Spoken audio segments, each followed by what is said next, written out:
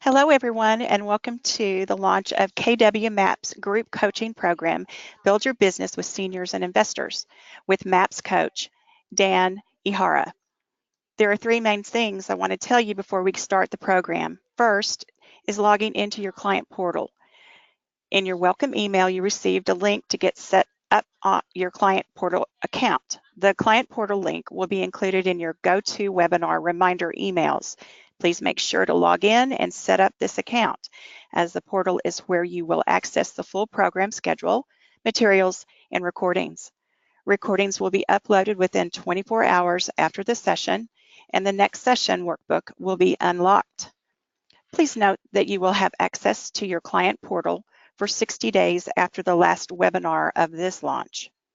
Secondly, if you do have any questions, please email us directly at fasttrack@kw.com, and it will be our pleasure to assist you. Thirdly, the format of the webinar. Right now, everyone is on mute. We do value group participation, so we ask that if you have any questions, please type them into the questions box. This can be found in webinar taskbar on your screen. Please type your questions into the question box and we will go over them near the end of the call. As a reminder, any questions can be directed to fasttrack@kw.com. That's fasttrack@kw.com.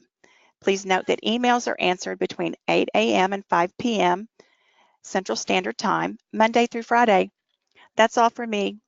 Coach Dan, take it away. Aloha, everybody.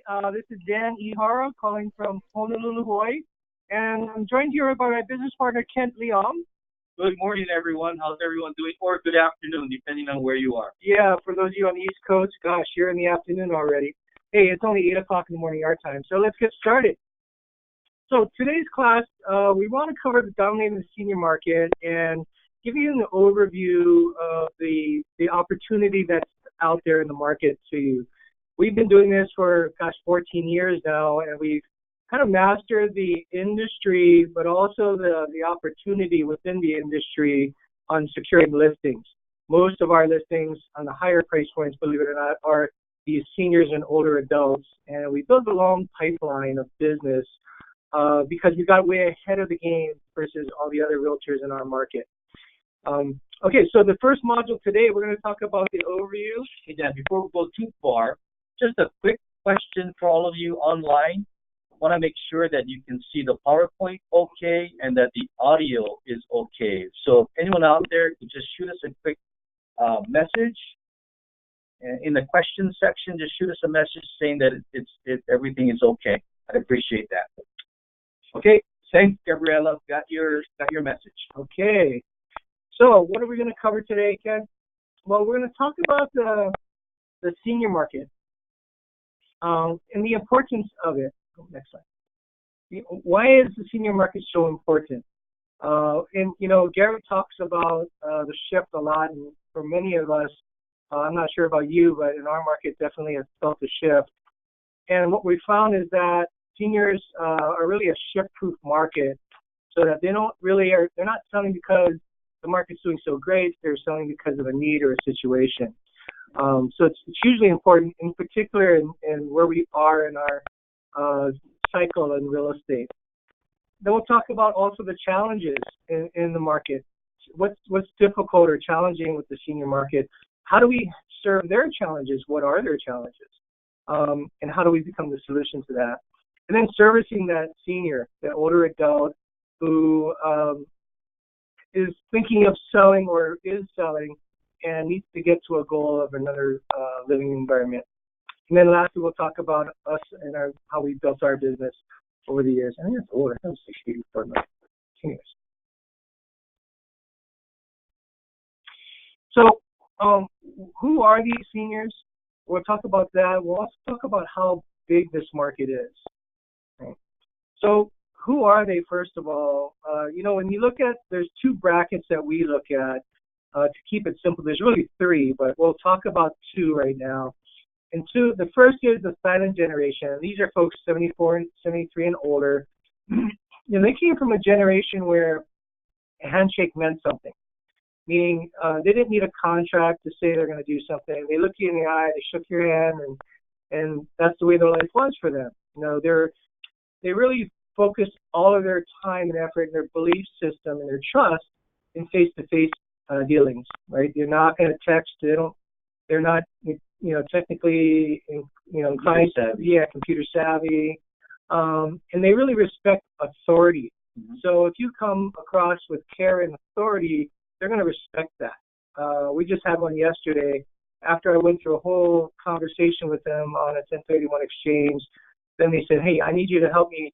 So not only my mom's house, but I need you to help me plan for my future too, because I need you to help me go down that path, and I want to do this with you. So it's really about building that authority and respect from them in a careful and caring way. Hey, Dan, it also is obviously older adults that we're working with. And I recall a client that we had, this was back, a couple of years ago, where the husband was of sound mind, although physically he was a little overweight and maybe couldn't move around that well. Wife had dementia. Yeah. Recall that one? Yeah. And he was concerned for her. Right?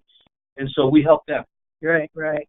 It was good because they came to one of our seminars, and he was concerned about caring for his wife, who he cared for 50-odd years, right? 55 years they were married, and it's the love of his life, and now he saw her fading mentally, and he's thinking, what do I do now? And where do I go? Who can help me? He came to our class in our seminar, and he looked at us and said, I think you can help me. And so we walked him down the journey of downsizing and decluttering his house and getting it ready for sale, finding a place to go, helping him, helping the wife more so accept the fact that that's something that she wants to do and is looking forward to. And then as long as they had a place to go, then it was so much easier for them to pull the trigger on, I'm going to sign the listing, and then I'm going to trust you for everything. Right. You basically gave them a path to follow. Yeah. Correct? Yeah. So, in this business, it's good business, and you're going to make money on it, but it's also about how you can impact another person's life in a positive way that can impact their family and friends as well. This group, 73 and older, I'm 55, and many of you are probably younger than I am. My dad's 90, and he came through this generation, right? I mean, he grew up when it was lean times, and there was they're the product of your environment, and his parents went through the Depression as well, right? So they were very thrifty, and they saved everything, and nothing was ever wasted, right? Nothing was ever. I remember my mom, she would make me cut napkins in half to save money, right? So this market is definitely a different market than many people are used to. Then you have their children, which are baby boomers, which are, our generation. Kit and I were 50. We're in the lower part of the baby boomers. We're young, right? We're young. And everything's relative. Yeah.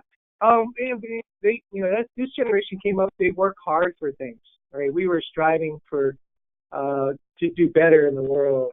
It was before the AYSO, where everything's equal. Today's world, right? Everything mattered, right? And it's just a very competitive environment. We learned to become resourceful. So many of us in our baby boomers have adopted to technology, right? We become more resourceful, and we're able to find solutions. And then they're also more team-oriented versus individually oriented. Now, this is a group that if you have a team or building a team, the baby boomers, they understand it, and they accept it, and they value it. Many look for that, right? Yeah, many are looking for that as specialists. And then they're also very highly disciplined. This generation, they're able to get things done because of that discipline that they have, right? And it's just this generation, though, what's happening is their parents are getting older, or their parents are passing away. So this baby boomer generation, which is a huge population, we'll look at the chart next, is going to be the largest transfer of wealth in America that we're going to see in our lifetime. What's happening now is, and it has been happening for the last decade, is the generation before the baby boomers, the silent generation, they're passing on their wealth. Right? Baby boomers, what do? Well, they don't save it as much as their parents do, right? They end up spending it, looking at quality of life, looking at, how they can invest it. So the baby boomers, we find, are more forward thinking on creating a legacy, forward thinking on how do I make this money work for me with whatever goal I have. And it's typically not to have the money. It's typically to spend it or to give it in some way. And later on, we'll talk about the 1031 exchanges and how we're creating a legacy with it. But the baby boomers are really the target market for that. Right? So silent generation, they're more focused on their needs, their healthcare needs, yeah. How to care for them going forward. Baby boomers, in addition to them caring for their own needs, they also have more investment type opportunities. Yeah. Is that what you're saying? Okay.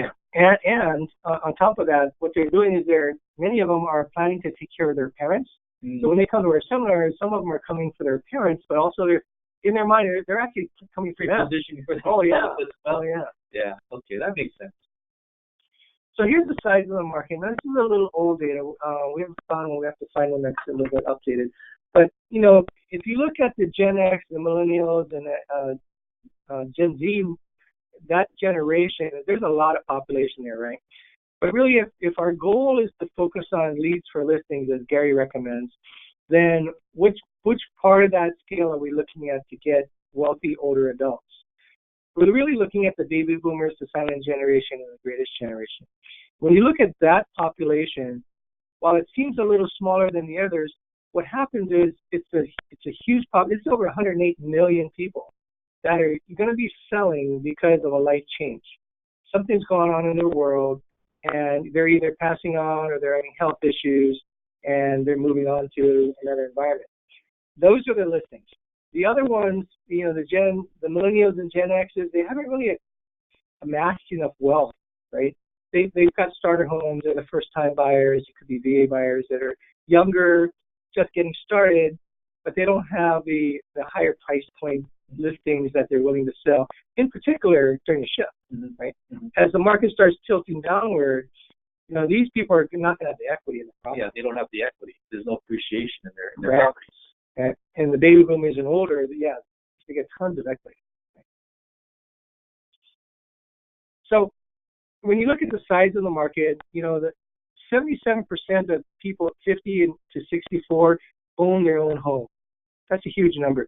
But then you look at the 65 and older, 82% of them own a home. So if they're 65 and older, 82% of them own a home, vast majority of them, and now their health's going to decline at some level. There's going to be a transfer. Their kids are moving. They're going to want to leave the environment. And they've got a large amount of equity in their homes. So even if, they could have made more money last year, they still got a ton of equity. It's not like, I could have made money last year, but now I can't. Then they're not going to sell. Mm-hmm. This market will sell in the shift. And in our world, our business continued to grow in the last shift, in the 05, 06, 07, 08 range. It continued to grow. And it was because that we had a focus on this market that was selling because they really needed to, not wanted to. So that's a key point, what you just said, right? When you look at the other generations outside of baby boomers and the silent generation, the need for them to sell is different than the older adults. Yep. Older adults, their needs change and their goals change. Yeah. And they have equity. Oh yeah. And they've got amassed wealth. I mean, it's the perfect formula, right? Right. So for the target. As they get older and as their needs change, how do you work through that with them? Well, I tell people that, go ahead. I tell people, you can go through life being reactive or you can go through life being proactive. And those are your basically two choices, right? And your reactive person will just go down the road, and then when something happens, they'll have to react to it, and it's typically not a good situation. typically it's a health situation that's challenging. So what I say to people is, well, if you want to be proactive, then you're going to have to make a decision. Are you going to stay in your home or are you going to leave your home? That's the first decision that the senior will make. And we'll talk later in the next couple slides about staying at home. But really, we really focus on the ones that are leaving because those are the listings, right? So before going, we'll get into more details later, but high level, why are they even considering staying home or moving? Well, I think it's because they're comfortable, mainly. That change is difficult when you get older. And then the biggest challenge is they have too much stuff. And why would they leave? Yeah, and where are they going to go, right? And so if you're able to provide solutions to another opportunity for them to go somewhere else, and that's going to be a better world and a better life, and you understand what that looks like, and you can deliver that articulately enough, then they're going to say, yeah, let me investigate that. And that's what a lot of our clients are doing is they're looking for solutions. They think that they see their family and friends as they get older, find that staying home is not a good thing for them. So now they're looking at, okay, what are my options? Where can I go? What does life look like? And really, it's a huge opportunity. And the reason why we're showing this slide is this is how we meet with Gary 4 times a year, and in a private mastermind. And every single time that I've been in these meetings, I've heard since he started his masterminds, he brings up this triangle: leads, listings, and leverage. Right? And when we started talking about this, he and I were talking about it, and about our model with seniors. He said, Dan, you have the seniors in the market. There's a lot of them, right? Yeah, there's a high quantity of them, and there's a high quality of those leads because they're going to leave because of a reason, not because, oh, maybe I'll wait till the market gets better. No, it's a health change. So you got quantity and quality of leads, right? And then the leads are really for listings. Many of them are buying, but most are not, right? Most are going to go to a care home or a retirement community, and they're focused on one thing. They don't have to sell in order to buy, okay? So they're just selling and moving on. So it's a very need-based selling system that we've been able to focus and build on. And the last portion of that is leverage. Like, how do you leverage your business? What if you could do a seminar? We call it our group listing appointment. So you get a seminar with maybe 15 to 40 people there, probably no more than 35 is better. Now you have a group listing appointment. And everybody's nodding their head, saying, yeah, I understand you.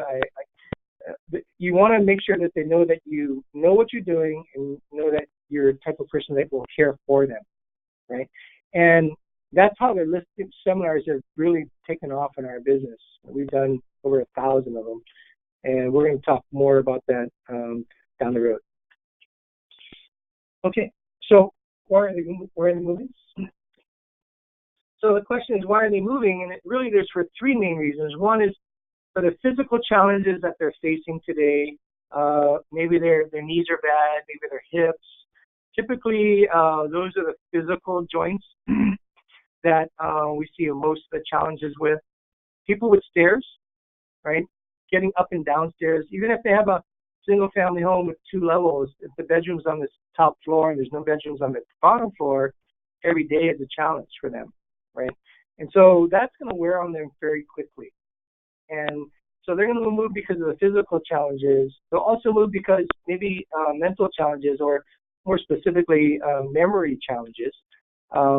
As they get older, one of them will decline sooner than the other, and that's going to start showing up.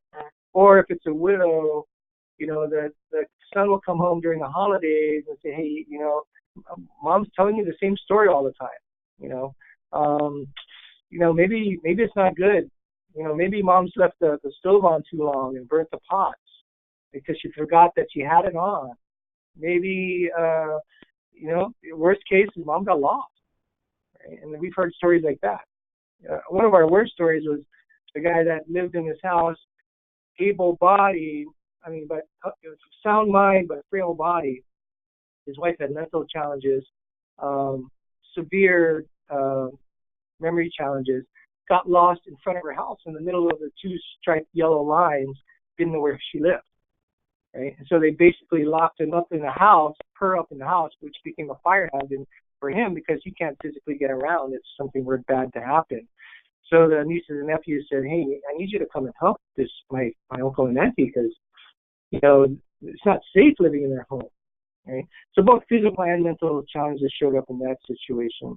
The other is family dynamics. Sometimes what we find a lot of the time is the baby boomers in particular, they're moving and selling because the kids have left the house and they're not coming home and they have grandkids. And now their grandkids are somewhere else and they want to spend more time with their grandkids. So it's that family dynamic is really what we see a lot of now, where families are selling, baby boomers are selling to spend more time with the people that they love. Right? That change in family dynamic. So the next question is, where are they going, right? And so there's a lot of places that they're going. One is age-restricted properties. Those are the Del Webbs of the world. And in your community, there's age-restricted properties by many various names. And it's a 55 and older community that we'll talk a little bit more about. Then there's downsizing to a smaller house or condo. These are the proactive baby boomers that says, you know what, I want to travel the world and I don't want to worry about my house. And they're moving. And then the retirement communities, which we're a big fan of and an advocate for. We'll talk more about that. Moving in with children, sometimes people are doing that, and then care homes. So the age-restricted properties, in certain states, there's a lot more than other states. The largest states, Florida, I see some in Georgia, Texas, some in California. Vegas, right. They're everywhere, and they're the 55 and older. The cool thing is they all move in. The baby boomers move in together. They live on a golf course in a golf cart. They have cocktail hours at night. They got casino nights, and they travel together. A lot of other things show up besides that. But so they move into those properties because a lot of times they're active seniors. Oh yeah. They have clubs. They have a lot of activities that they can participate in, which just improves their quality of life. Right. Versus living at home in the neighborhood that they may have been 30 years there, and it's quiet now, nothing going on. And the thing about the people that move in the age restrict, typically they're the more wealthy because they have the ability to do that. They don't need to work. They're 60 years old and they're retired already. They don't need to work anymore. Right? They have enough wealth to last them their lifetime, and they're selling their home and moving into these communities. So knowing what those options are matters because these are properties where they buy it or rent it. Most of them where they purchase it, equity kind of property. So it's deeded. Yeah. So this kind of baby boomer, they see it as an opportunity to purchase real estate and own it and live in a community that basically doesn't have kids. Then downsizing to a smaller house or condo. These are adults that are being proactive. By the way, this picture that you see, that's my parents. My dad's 90 years old, going to be 91 next month. Still plays tennis 3 times a week. My mom is 89 years old, and she started to have memory challenges. She's got breathing challenges, but they're still doing well, bless their heart. But the downsizing to a smaller house or condo, that's a good thing because now that's 2 transactions typically. They're going to sell their big house and buy a smaller house or a condo or a townhouse.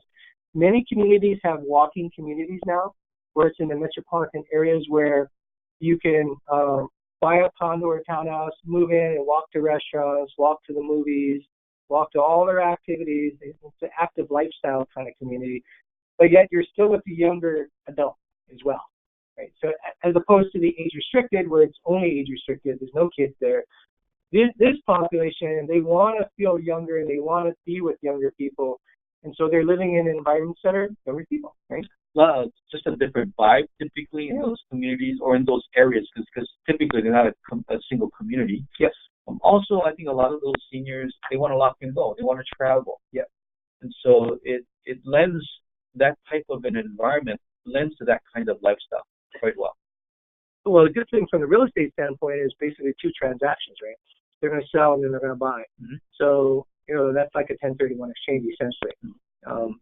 But if they have enough equity, then it's going to be really easy because they, most of them have tons of equity. It's all paid off. Now it's like I can buy anything, and so they're not as picky, really, in their price point. The part that we're real big fans of is retirement communities. What we've found and built our business on is retirement communities. Why? Because that's where the majority of them are going to go. In our community, there aren't very many of them. In fact, there's only like 8 real retirement communities. In most communities, there's dozens and dozens of them, right? And so you want to get to know them. But the advantage of retirement communities is you get all your care taken care of for future concerns. I mean, because as they get older, they know that they're not getting any younger. They know that physical and mental challenges are going to show up, and then they'll be in a safer environment, right? But then also it's about cooking and cleaning. That's all taken care of, right? And so these folks, I mean, once you understand what that community looks like, it's going to be a lot easier to find a solution to it. And I think we have a class just on retirement communities. So for these retirement communities, you mentioned cooking and cleaning. I think healthcare and being able to be cared for versus living at home alone, right, with the occasional visit from adult children, or bringing in care into the home, right, which typically will be much more expensive than moving into a retirement community. Is that right? Yeah, absolutely. Absolutely. So, the choice of do I stay home or do I go to a retirement community in their 80s, typically the home's not the best option. Most of our clients are looking for other options, and we become the solution to that. So once we find an opportunity for them to go to, they grab a hold of that, then it's easy about getting the listing signed. It's so much easier because they already know where they're going to go. But until they know where they're going to go, they're not comfortable signing that listing agreement, right? So mastering the communities in your area, the retirement communities, and the differences between them, the costs, visiting them, knowing the staff there, that's huge in being able to secure that listing, right? And we'll dive deeper into the retirement communities in future classes. I think the third class will talk about that. But the retirement communities is a large part of our business because then they'll also refer you business as well. Okay? Once you start sending them business, they're going to start sending you business, and then it becomes a huge part of the referral network. Okay. And then some are moving in with children. A lot of communities, cities, they have adopted this accessory dwelling unit, ADU, model where you can build another home on the property that's smaller. In our state, as well as I know in California and many states, they are allowing that to happen. And so what they're doing is, the mom, or let's say dad has passed away and mom's surviving, she's a widow, she's living farther from their kids. The kids say, hey, come stay with us, right? They'll either have a room for her, they'll build something for her, and they're just moving in with the children. So good and bad with that. Well, good is if they really get along well. I don't see a lot of that happening, though, unfortunately. The dynamics are interesting when I look at families. Not a lot of them actually live with their kids. So that's a challenge. The other is can the older adult take care of mom and mom's needs? And at that point, at some point, they won't be able to. I mean, they're either going to have to stop working, right, or they're going to have to bring care in. But either way, oftentimes, at some point, they're going to find that they're going to have to go to a care home of some level. And then the other portion is care homes, and there's several types of them out in your community, I'm sure. Most of them are state regulated, some are not. The advantage is that it's like a single family home with 5 beds, 5 rooms that somebody moves into, and you get all the care and concern, care and food and health that shows up when you need it, and it's there and it's available. So that's a really good option. What we found is that by the time they get there, they need assistance.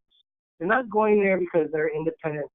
They're older already, right? Or maybe not older, just more of in need for support.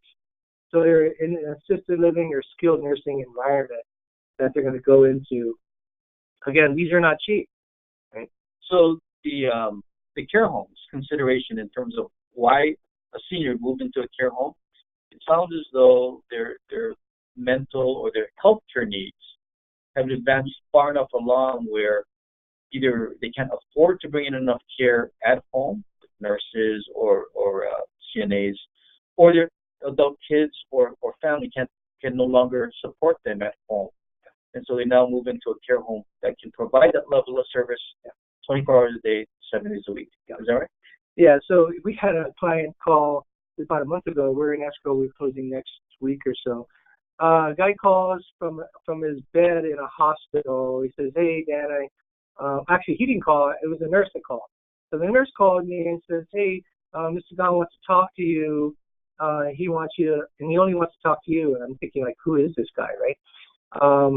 I show up there and I find that he wants me to sell his house and that he came to one of our seminars 2 years earlier. Well, for him, he was of sound mind and body until he wasn't. And when he wasn't, he fell down in his own house and he couldn't get up.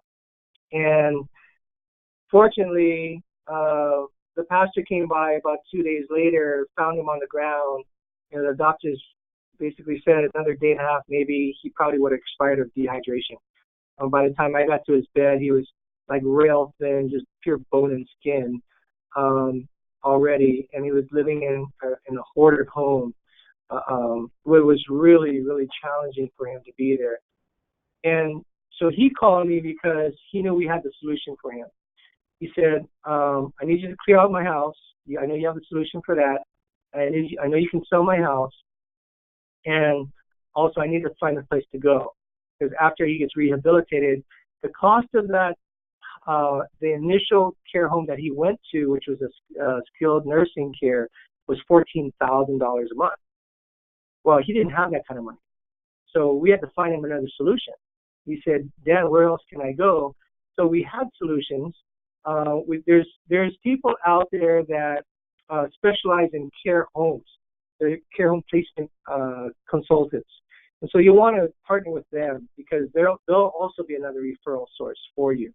So I called her. She I don't know all of the homes because there's just so many of them. And we found a place for him to go. We helped him move. We got his house cleared out. We sold it, and we'll be closing in about a week or so. So you've covered a lot of ground here. You've covered retirement communities. You've covered care homes, family care. There seems to be a lot of different areas or a lot of different housing options or living options.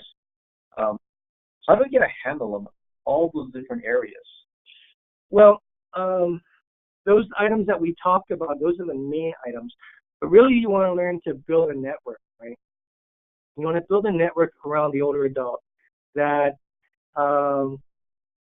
the end user and their families will call on you. But as well as the end user and their families, it's really the network of trusted advisors. So where does an older adult go if they have a question on something? Who do they trust? Mm-hmm. Who are the trusted advisors? Well, CPAs, financial planners, attorneys, and family and friends. So if you can build a network such that everybody in this environment understands that what you do and knows your value, then you're not like the regular realtor that's just going to put a sign in the ground, right? You're definitely building a value proposition unlike anything else in your market. And that's why Gary found an interest in our model, is because he said, you build a model it's got a moat around it, right? Nobody's doing stuff that you're doing, and that's why we're doing this group coaching class, because he asked us to go out and share it with Keller Williams agents, because it's a model that it's not hard.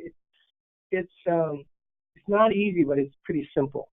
So let me show you what that could look like. We tried to make this easier for you to understand. So we built this little chart here, and in the network, there's 4 main categories of the network that you want to look at. One is healthcare services. Then you've got the public sector and the private sector. Then you've got other providers of services to seniors. Then you've got the finance and legal services. Then you've got professional and trade and organization groups. Okay, so if you look at our network that we've built over the years, really had those four as a foundation.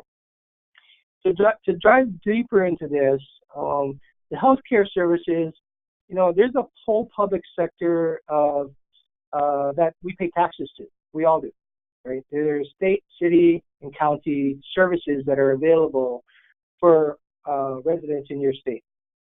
One is called the Office of Public Guardian. They're designed to take care of older adults or anybody who really can't take care of themselves. They're in every state. It's called OPG. And when we understood what that service was and how it worked and the services that it provides to the community, we've benefited from that. We're the beneficiary. So the way that works is if somebody gets hurt and can't take care of themselves, they go to the hospital, and the hospital wants to discharge them. And in order to discharge them, they have to have a guardian. Well, if there's no next of kin to provide that guardianship, then they're going to call the state. And it's the Office of Public Guardian. And then the state will come in and provide services as the guardian, taking care of their health and medical affairs, overseeing that. But if they get involved, then what happens next is they're going to assign a conservator to take care of their legal and financial affairs, right? And the conservator is basically that person is not going to be able to go back to their house. They're going to go home. They're going to go to a care home that the guardian will help them place. Then the conservator will take care of selling their home and liquidating everything to pay for the care. Right? That's kind of the process that happens. Well, we've gotten really close to the Office of Public Guardian and understand how that works. And we got close to the conservators, who then we provide the solution to, right? Their job, they're mostly attorneys, their job is not to go clean out the house or sell it. Their job is to find somebody that can provide that solution. Well, we're that solution, and you can be that too, right? Once you start building the complete solution, you understand how the Office of Public Guardian works and who the contacts are. Oh, it's huge. I mean, we'll get multiple transactions a year just from one conservator, right? So then there's the Elderly Affairs Division. Then there's Adult and Protective Services if people get in trouble. And then a guardian will be assigned. All of these services are the public sector where somebody is unfortunately not in a good situation and they're not making decisions on their own. And it's in pretty much dire straits, unfortunately. So the public sector is the part where you're doing a lot of work that most people will never see because most realtors won't go into that world. Well, we built our business around helping older adults, and that's a big part of our business. Then we looked at the private side of the healthcare services, and the biggest portion of that was retirement communities. We found that retirement communities is really something that is different from what the silent generation's parents went through, right? The silent generation thinks that the retirement community is like a care home where people get strapped to a wheelchair and don't have any activities. And it's completely different than that, right? It's an independent living adult community where you can do everything that you want to do. You just don't have to do things that you don't want to do. It's like living on a cruise ship, we say. Right, so understanding the retirement communities and how they work and the costs and the lifestyle there and the benefits, and then the people, right, the staff, to know who they are and what their value is, and then imagine providing leads to them to fill their community. Then they're going to see you as your friend, and then they're going to start referring you to people that come in and says, I want to move in. And if they ask, oh, what are you going to do with the house? I don't know. I think I'm going to sell it. Then they refer you to business. So it's a big part of our model to provide that solution and also referral base. Next is case managers. So case managers can be in the hospital or out of the hospital. And that's just basically where the hospital somebody has to be a case manager to release them to make sure that this person has the proper care. Right? Do they have the care for it? Do they have the environment for it? And so the case manager is a huge part of that. Then the gerontological associations and long-term care associations are big as well. We're referred to by one of the largest gerontological doctors in our state. She even has our brochures right behind her in all our meetings. And then the other providers, senior mood management companies, we built our own. Don't recommend you do that. But if you got a lot of extra time, go ahead. But we built in you'll make more money on selling real estate than you will in that. Though it's provided a lot of leads for us, decluttering services. Then also, these older adults have challenges with their home, right? They want to fix stuff before they want to sell it. So you have to have a whole slew of your concierge service vendors, contractors and repairmen and so forth. The next area is finance and legal, and that's a huge area of referrals, enormous area. In fact, one of the 3 questions we ask people when we meet with them, who's your financial planner, who's your CPA, and who's your trust advisor, right? Because those are the people that they're going to call on. And then you want to build a whole network of people that are in this world. We get tons of referrals from this whole market. Financial planners, again, they're managing older adults' wealth. And the people with wealth have financial planners, right? And then they're going to come into a situation that they'll tell their financial planner, and financial planner doesn't know what to do because that's not their area of responsibility. So then they call you, right? They pull you in. CPAs as well, private wealth managers, all of those are trusted advisors that an older adult will seek advice from because they trust them with their money, right? Their wealth, right? And then there's the legal side, the wills and trust attorneys, estate planners. It can even be probate should somebody pass away without a trust. All of these folks you want to have connections with, one for advice if there's a problem, but 2 for referrals, right? You want to give them referrals and you want to get referrals. And then the last portion is just organizations, healthcare industry, the senior living, the legal, high level, the banking industry, senior clubs. Each community has senior clubs that they meet and they always want speakers. They want to share information. It's free, right? So we've done it at all 52 communities, senior clubs here in our market. And it helps us get our word out. So, what we were able to do is position ourselves as the expert, and you can too. And really what you want to do is you want to be the resource for solutions for an older adult. Understanding their current legal and financial resources that are available, and then understanding their family dynamics. One of the first questions I ask is, do you have family here on island and in our community? How often do they visit? How's your relationship with them? Because then they know that I'm not here to sell real estate. I'm here to care for them. I'm here to help guide them down the road and help them with the journey that they're about to face, which is daunting. The family dynamics piece sounds like it could be very, very important, not only in terms of just understanding the family, but also the decision-making process within the family. Oh, yeah. Just because dad is on title, does that mean that all the time dad is the one making the decision to sell? Absolutely not. Dad has to sign, but he will likely be influenced by somebody, right? And it's particularly as they get older, they're going to rely on resources of their family, and usually they're like a puppet. Somebody's going to be pulling strings that you may not even know they are around because you never see them, but dad talks to them every night, right? And so the family dynamics piece is hugely important to understand. Not only because from the care standpoint, but from the strategic standpoint on getting the listing signed and getting it moving forward. We have to understand who influences people's decisions, right? And we got to find out who that is. Would you ever show a property to a married couple without bringing both of them along with the show? Right. Yeah, exactly, right. Just take the wife. That was a joke for you females. And then help them find their next home. That's a big part of what we do. Because what we find is the older adults, they're thinking of selling their home, and this is before they even raise their hand necessarily. They might have kind of partly raised their hand, but nobody really saw it, right? The agents, real estate agents don't even know yet.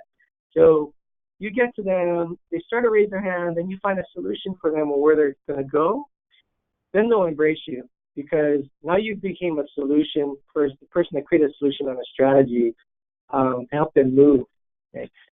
Well, I think just by what you shared so far, it's a very complex and dynamic situation. Mm-hmm. And so by providing them with that roadmap, you're probably one of the few that can actually provide that to them, which Mm-hmm. then provides credibility and helps them have confidence to move them forward. Absolutely. Giving them a solution.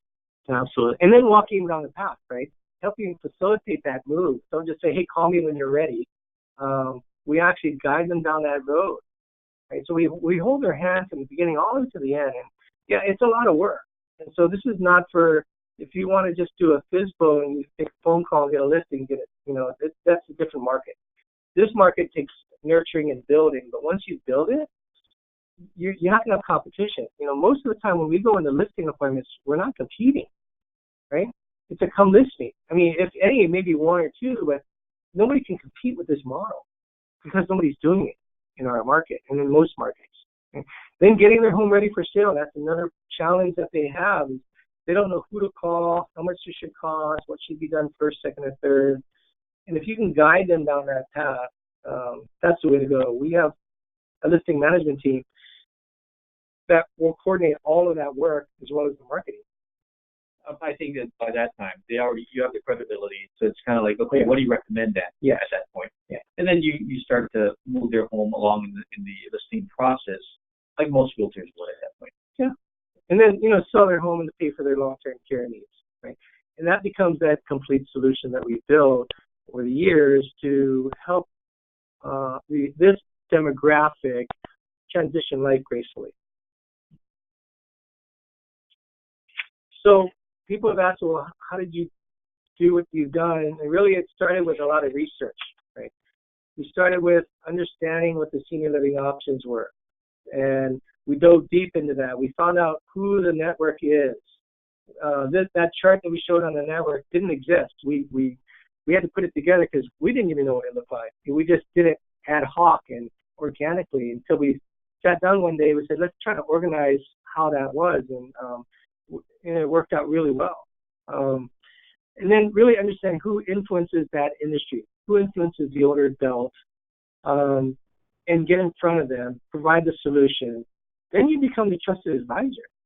Okay? We just recently did a seminar for for a bank, and then they introduced us to the trust division, they introduced us to the branch managers, and I asked the question, do you have any older adults that are looking for a change and just don't know where to go? And they all raised their hand. Well, what if you were that solution? Right? What if you showed up and said, yeah, right? Well, so then they're calling us because that's not their area of responsibility. Sure. But they want to be a resource. And so we become their resource. Yeah. So how did all of this help your business? Well, it's grew our business immensely. It started as a single agent in summer of 2005. Did really well early on, and then we started this thing called Senior Living Options, which really became. It started out where we didn't know if anybody would show up. To 14 years later, still doing it, multiple times a month, right?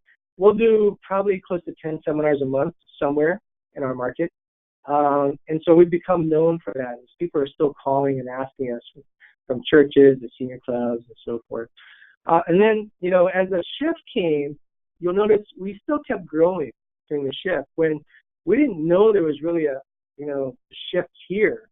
Just because we put our head down, we built a model, we stayed in our model. We didn't listen to the people talking about, the market's not good, and I don't know where I'm going to get it from, because we found where the sellers were coming from. We knew where they were. We knew who they were. It was the senior market. And then we did 1031 exchange seminars that took us to another level. Then we built investment seminars, buy and flip and buy and hold. Then we started realizing, like Gary said, is, you find a bullseye, you find what that is. And for us, it became the older, wealthy adult, right? That had real estate. And imagine using that as a bullseye and having a solution to them, and not only their primary residence, but all their investments as well. Then we joined KW, and we just, Gary taught us how to leverage. He he really helped us focus on building a model around it that we could grow with. And yeah, we're still going. Excellent. So now I think we've got a couple of questions here that have been posted online. We'll take a few minutes with the remaining time that we have and see if we can have Dan answer some of these questions here. So let me see. So Bill asked, do you have a target market age group, or is it just 50 plus? Yeah, it's actually a little bit more than just 50 plus, because when you're 50, I'm 55, I'm not selling my house, right? Although, when I need to turn 65, so really it starts with retirement. Life changes after we stop working, right? So once you get to the retirement age, that's really where the target is. But for the older, the senior living options, honestly, most of them are in their 80s, right? So it's 65 and older, because a 65-year-old has an 80-year-old parent, right? 80-year-old parent, yeah. So, yeah, that's kind of the sweet spot. Yeah, that's the sweet spot. But we don't shy away from any other business. No, I know. Oh, yeah. Right. We'll take 20-year-olds. So, Bill, thanks for all your questions. He does have a follow-up to that, which is, how much of your job would be helping them figure out how to pay for the expense of their future care? Oh, that's an easy one. Really, or do you leave that to others? No. So, because we know the cost of most of the retirement communities, it's a mathematical formula, basically. So I'll give you an example. On average, a independent living retirement community is anywhere from $3,500 to $5,500, right? And then it rises as you need care, depending on what kind of level of care they need, assisted living or skilled nursing. It'll rise as they need care. Most people won't ever use skilled nursing, to be honest with you. Most are going to pass away in the assisted living age, right, for natural causes. So, but if you look at that, I use a rough number of $6,000 to $8,000. So I use $8,000 on the high side, right? I don't think it'll be that. It'll probably be less.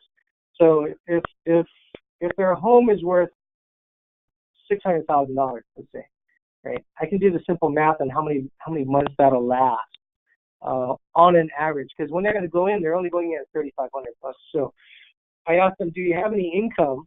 What does that look like? What does your expenses look like? Most of them have retirement. Mm-hmm. So that covers at least 50% of their cost of their, retirement community. And then the sale of the home is all supplemental. So I've seen that they have Social Security. Yep. They may have a pension. Yep. They may have long-term care insurance. Yep. Right? They may have other assets as well, in addition to their home. Oh, yeah. And again, we're targeting the wealthy older adult, right? So it's not the average older adult, it's the wealthy older adult. Most of them, money is not that big of an issue, although they think it is. You see, they're always concerned about it. Do I have enough money? Right. And so when we come in as a consultant, and then you share with them the math on it, and then I say to them, who's your financial planner? And then let's get on the conversation together, so that it's not me telling them about their finances, it's their financial planner. I educate the financial planner, and now he's another referral source for me, right? Now he'll call on me now. I'll set up a lunch meeting with him, and I'll share with him what we do, and now he's going to refer me more business, right? And so that's that whole network. It's a process of building that, it's not like a FSBO or a withdrawn kind of model. Okay, well, I think we have time for one more question here. So, Samantha, thanks for your question, which is, how are you marketing your senior seminars, and how are you doing it, or how are you doing it? Is it in the morning? Is it a lunch event? Do you have a panel of experts? Okay, so number 3 questions there. So one, when is it? For the senior living options, it's at 9:30 in the morning, because most of them are up in the morning, and most of them are not working. We have done some in the evening for the baby boomer who are still working that want to have solutions as well. But most of them are the end user, right? That's the time. Do I have a panel? We started out initially when we first started doing seminars with a panel, but very quickly I started just doing on my own because I became the expert. The problem with the panel is it's hard for someone to focus on who's my resource, right? Well, you want to be the resource. You don't want your attorney to be the resource. You want to be the resource that refers them to the attorney. right? And so I've heard of people that are trying to dabble in this market and trying to get a whole, 4-panel there, and they're just like a sideline note. You waste all that time and energy. You really want to focus on you being the resource, and you being the complete solution, and you being able to sell their home. And then the last question on that was, so do you have a panel of experts? No. You kind of covered that. So I think it's about time we're wrapping up here. It's almost 9 o'clock. Yeah, so thanks everybody for showing up. Hopefully this was helpful for you. Please let us know. Give us some feedback on what you thought about this presentation. And then next Tuesday, we're going to also come back and we're going to talk about senior living options. We're going to dive real deep. More detail then. Oh, very deep into senior living options, because that's where, if you can understand it and master senior living options, you're going to be completely different in your market, and you're going to secure way more listings than anybody else, in particular in the shift, because this is a market that is going to be shift proof for you. So we look forward to seeing you and talking to you next Tuesday, same time, same place. Aloha. Take care, everybody. Bye-bye.